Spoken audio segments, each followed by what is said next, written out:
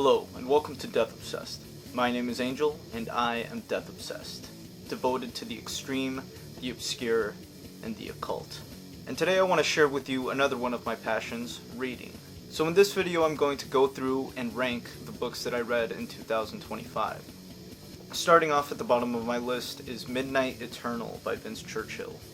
So I actually bought this autographed copy of Midnight Eternal at Dark Delicacies in Burbank, California before they closed. This is a very dark superhero story. The protagonist of the story is Midnight. He is a superhero and the greatest protector of the San Angeles metropolitan area. It's basically like if you had pushed Los Angeles and San Diego together and created this huge metropolis. And he takes care of business protecting that entire area against his greatest nemesis, Old Scratch. If you're familiar with comics at all, Midnight is basically like this amalgamation of Superman with the attitude and violent streak of Moon Knight. Old Scratch is like Doomsday. During one of their confrontations, they're struck by lightning and they go through this Freaky Friday scenario where Midnight's brain gets stuck in Old Scratch's body and his original physical form dies. So now Midnight has to devise a plan to eradicate crime in his city without getting murdered by his old ex-friends and his new evil henchmen. This was a pretty light, unserious read that I think middle school Angel definitely would have enjoyed. I was curious to see what a novel based around the concept of superheroes would be like. There are a couple of pictures in here, which is cool, but I think ultimately, it being a novelization, you don't get the same impact of having a full comic book with lots of beautiful art and action sequences. By the back cover, I kind of expected it to be a little bit more grotesque, a little bit more violent, a little bit more descriptive in the action sequences. I also found the ending a little bit unsatisfying. I'd probably give this book like 2 stars. Maybe it was just my own expectations were a little too high, or I don't know, but it was just okay. I think I'd rather read like a comic book version of this. I'd probably enjoy it more as a full-blown comic than a novel. Next up on the list is Single White Psychopath Seeks Same by Jeff Strand. This is a book from the Andrew Mayhem thriller series. It's a series of horror comedies starring the titular Andrew Mayhem, a protagonist with a streak of very, very bad luck. He always gets himself into these really insane, horrible situations. This is actually book 2 in the series. I haven't read the first one, so I kind of just jumped into this one. But I think it works even as a standalone novel. In this book, he ends up being forced to pose as a serial killer to infiltrate a group of other serial killers who are gathering at a mansion in Alaska for a weekend of Saw-like games where they murder a bunch of victims in these really intricate, weird sports. It was very silly, very quippy. It felt like a mix between The Naked Lunch and the Saw franchise, with a little bit of Epstein Island sprinkled in. It's fine for what it is. Next up on my list is The Scarlett Gospels by Clive Barker. This book serves as a sequel to The Hellbound Heart, which is, if you're familiar with the Hellraiser franchise, the Hellraiser movies are based off of the Hellbound Heart novella. So this is a sequel to that, but also serves as a crossover between Clive Barker's other, paranormal detective character of Harry D'Amour. The story starts off very strong, following the infamous character of the Hell Priest, more famously known as Pinhead, as he goes around traveling Earth and Hell, killing magicians, collecting their talismans so that he can accrue power to basically take over Hell, with his final goal being finding Lucifer, who has long abandoned Hell, in order to become the most powerful Cenobite. The only thing in the way of achieving this goal is Harry D'Amour and his friends, who venture into Hell to stop the Hell Priest. I'm a little conflicted about this book because while I do love the Hellraiser series and I do love Clive Barker's horror stories, especially the Books of Blood volumes, I'm not super familiar with Harry D'Amour, and I felt like the tones between these two worlds kind of clashed a little bit in the story. I loved all of the stuff with the Hell Priest, Pinhead, as he's going around killing magicians with his gnarly spiked chains, and he's, murdering Cenobites and accumulating power.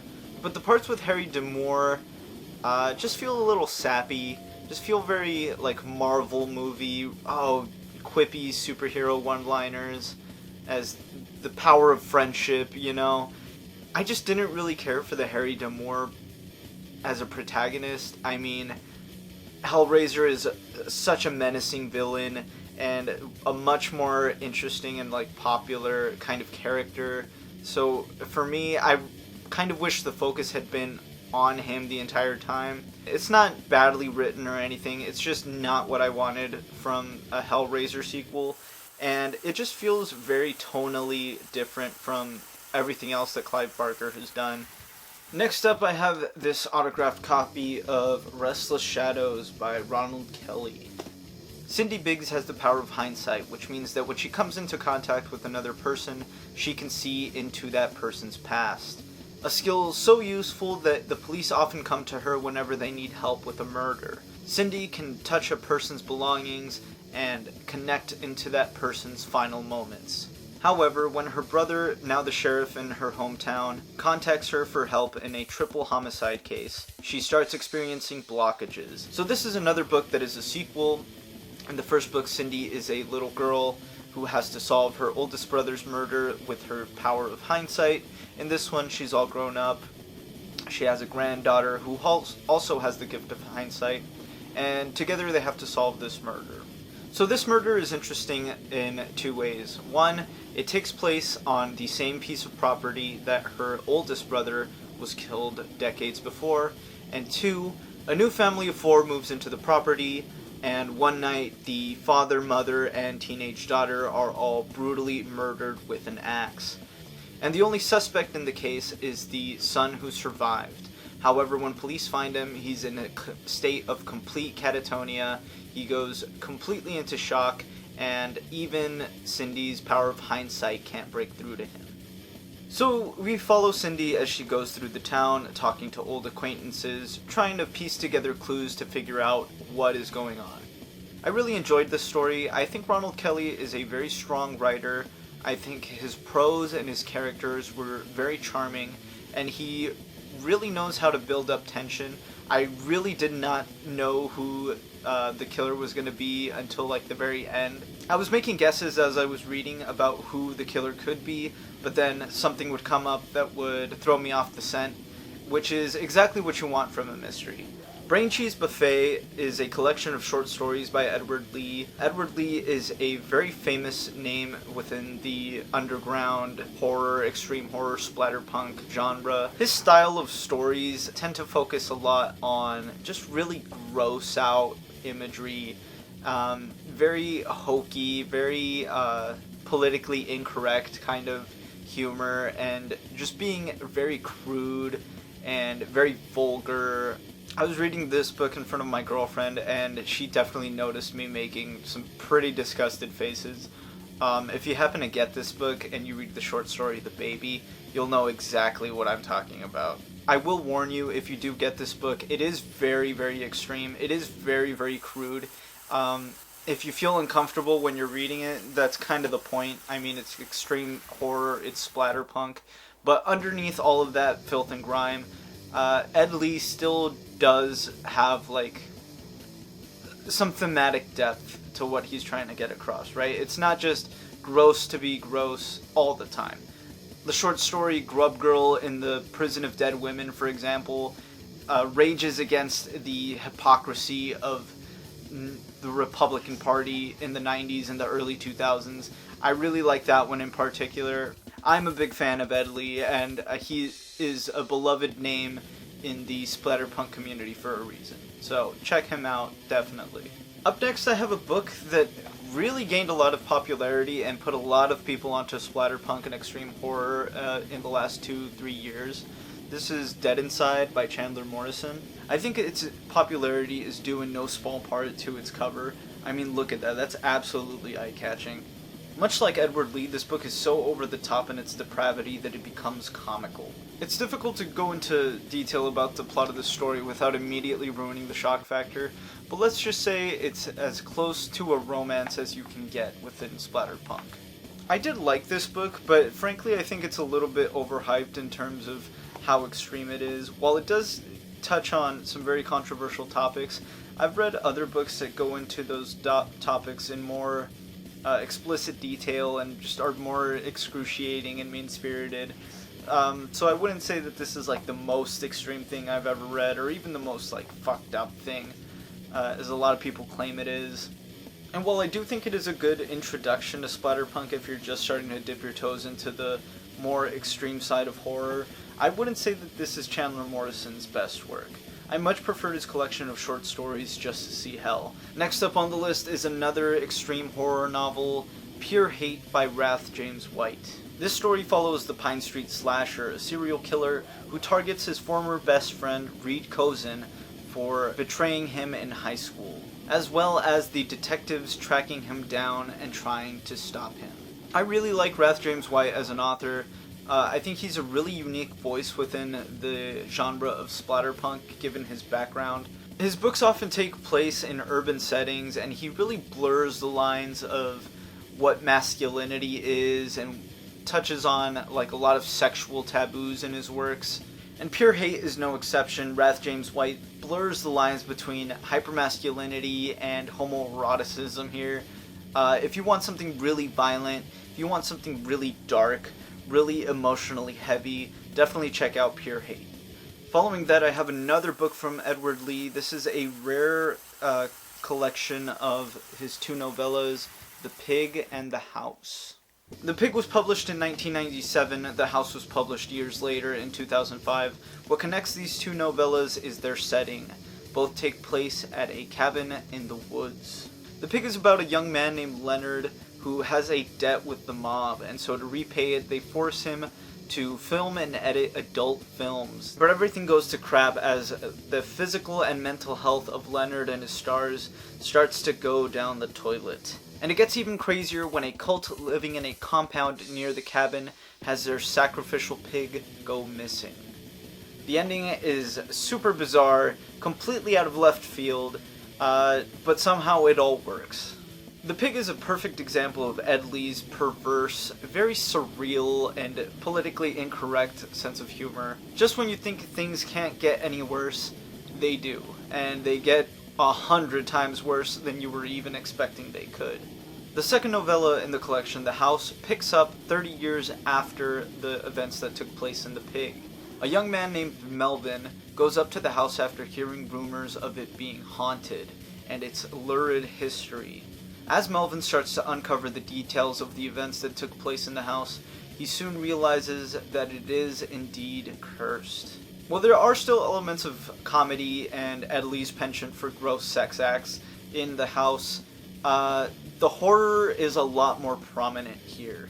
It's very surreal. Ed Lee has an amazing ability of switching between tones. One minute you're reading a description of somebody getting fisted, and then the next minute you're reading like the most bizarre Lovecraftian horror imaginable. Ed Lee isn't content with just writing about a ghost story or writing about a spooky house that creaks. He ramps everything up to 1,000. And while the events and descriptions in his stories are very edgy and very extreme, they never come off as forced. Which is something really, really difficult to do within this genre, but I think he does it really, really well. This wasn't my introduction into Edward Lee. I had read Coven in 2024, but it is what cemented me as a fan of his stories. He has a super unique voice. He's very, very creative, very funny, and he's also pretty fucking scary when he wants to be. Alright, this next book is the last Edward Lee book on my list, I swear. I promise. This is The Bighead. The novel follows Charity Wells and her investigative reporter friend Jerica Perry as they travel to Luntville. In Luntville, they meet a priest, Father Tom Alexander, who's renovating a historic abbey. The abbey was said to be abandoned after all of the nuns and priests were massacred by a serial killer and urban legend named the Bighead.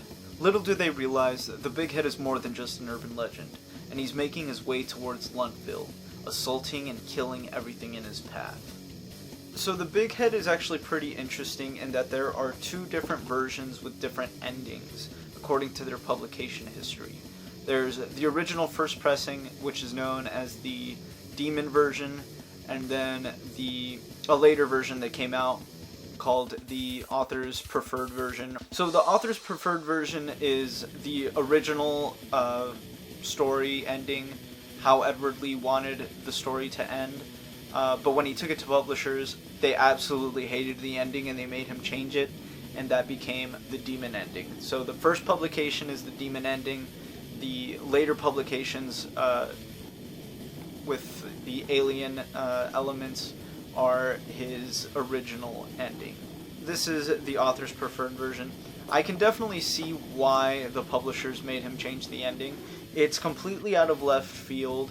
It makes almost no sense unless you're already kind of familiar with Edward Lee's work and his style of writing and throwing crazy shit at the wall. And there's a lot of like really graphic sexual assault in this book, in a lot of Edward Lee stories in general. But if you really want to push like the limits of good taste, or you can handle some more graphic content, check out The Bighead. It's a classic for a reason. Next up on my list, I have Survivor by J.F. Gonzalez. This book was out of print for a really, really long time, and it was really hard to get a copy, but thanks to Brian Greene, who is also a pretty big author and name in splatterpunk and extreme horror, we were able to get a copy of this book back into publishing, back onto the market. Survivor is about a young couple named Lisa and Brad, who were targeted by a group of snuff filmmakers. When Lisa is kidnapped, she is pushed to her limits, and not just when it comes to having to escape her captors. This story also explores the aftermath of her trauma as she tries to rebuild her life after this episode. Unfortunately, getting away from these monsters isn't so easy, and having escaped once already, they are coming back with a vendetta. Survivor is often considered a seminal work of extreme horror for good reason. It's sadistic, it's dark, it's emotionally draining, it's just emotional gut punch after emotional gut punch. Our protagonist just can never catch a break. If you want extreme horror that's a little bit more on the serious side, check out Survivor by J.F. Gonzalez. In my top 3 books of 2025, I have Ryo Murakami's In the Miso Soup. The novel follows Kenji, a guide and translator in Japan's sex tourism industry. Kenji's newest client is an American named Frank, who's a little awkward and bizarre, but also potentially really, really dangerous. This is a slow burn psychological thriller that explores themes of alienation and Japan's seedier side. Ryo Murakami is also really well known for his novel Audition. If you're a fan of extreme horror movies, Audition is a must-see. In the Miso Soup is very similar to Audition in the sense that there's a big build-up in tension before shit just completely hits the fan. I really enjoyed this book, however, I did feel like it took longer to get to the point than books I would typically read. It was very slow in the first half, and it was a bit infuriating to read the protagonist gaslight himself into continuing to work with Frank as his guide through Japan's red light district. There was parts where I was like analyzing Frank's actions and alarms would go off in my head like, dude, that you're in danger, get out of here. I wanted to like yell at the protagonist, but overall I would say that if you stick through to the end, it's very worth it. I would highly recommend this novel if you're a fan of Japanese culture, if you're a fan of Japanese horror. My second favorite book of 2025 was the book Revolt of the Cockroach People by Oscar Zeta Acosta. Now, if you're familiar with the novel or the movie Fear and Loathing in Las Vegas by Hunter S. Thompson, Hunter S. Thompson based the character of the crazy drug-addled lawyer he was friends with off of Oscar Zeta Acosta. Told in the style of gonzo journalism, this novel fictionalizes and satirizes real events from the author's life. He touches on the foundation of the Brown Berets, the Chicano Moratorium, the East LA walkouts from high schools during the 60s and 70s, as told from his perspective as a participant and observer in those events. And much like Fear and Loathing in Las Vegas, the story is told through the eyes of a complete madman. There's drug use, there's violence, there's sex, and it challenges a lot of the ideas of what it means to be Chicano, what truth is, what identity is as social constructs. It's very funny, very zany, very politically charged, and very emotionally impactful, especially to me as a Mexican American. If you liked Fear and Loathing in Las Vegas, I would say the Revolt of the Cockroach People is on par. It's definitely worth reading. And finally, my favorite book of 2025 came just before the year ended. This is Man Rape by Marta Tikkanen. My girlfriend found this book at an estate sale, and my goodness, what a find. I tried looking it up, I can't confirm, but I believe that this might be a first edition English translation paperback. It was originally written in Scandinavia. On her 40th birthday, Eva Randers, divorced, living alone, meets Marty Wester at a local disco. After a few drinks, they go back to his flat where he proceeds to tie her up and rape her. Eva is not particularly well educated, but she reads a lot and thinks a great deal. She likes her work, she enjoys sex, and all her life she's tried to work things out for herself. But nothing had prepared her for this. She's stunned, humiliated, frightened, and confused. She doesn't report it to the police, and she can't and won't forget it. So basically, this is a tale of rape revenge.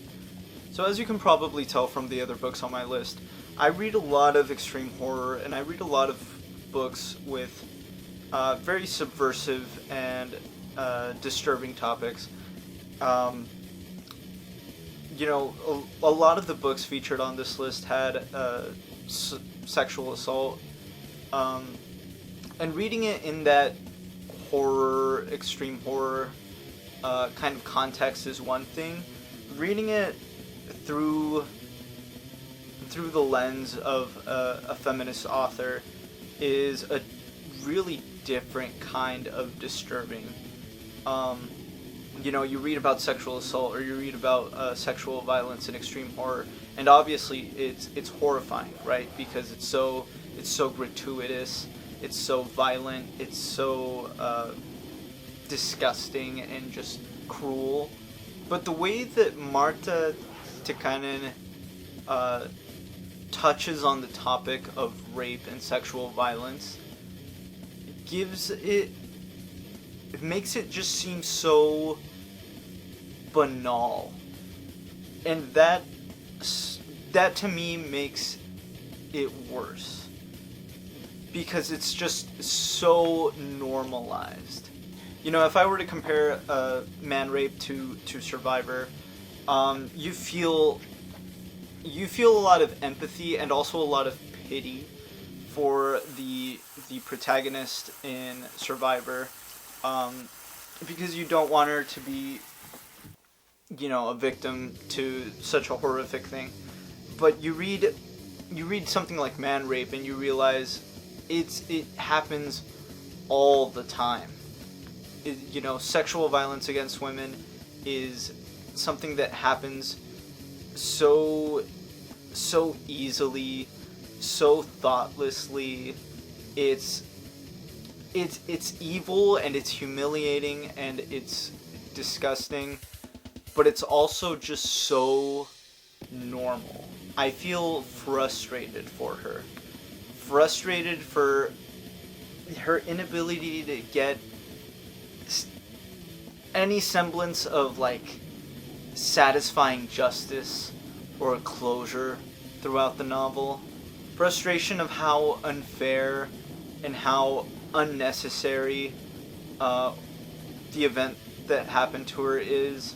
Throughout the book, she makes several really insightful points about womanhood, about class differences, about gender politics, about the way men and women interact with each other, about how women interact with other women, and the way this book portrays those cyclical conflicts. This book was incredibly impactful. I really, really enjoyed it. It is a piece of feminist literature, but I think that it is like an important read for both men and women. And that was my list of books I read in 2025. I try and read like a book a month. I feel like I read a lot of like trashy stuff last year. This year I want to read a little bit more serious stuff. I'll still be reading extreme horror, but I do kind of want to branch out into stuff that's a little bit more serious, a little bit more thought-provoking and in-depth.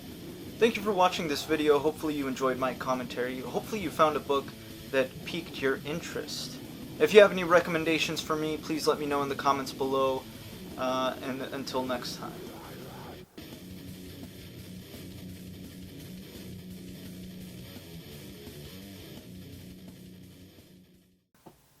The story starts off very strong, following the character... Fuck. It was very silly, very quippy. I felt like I was reading a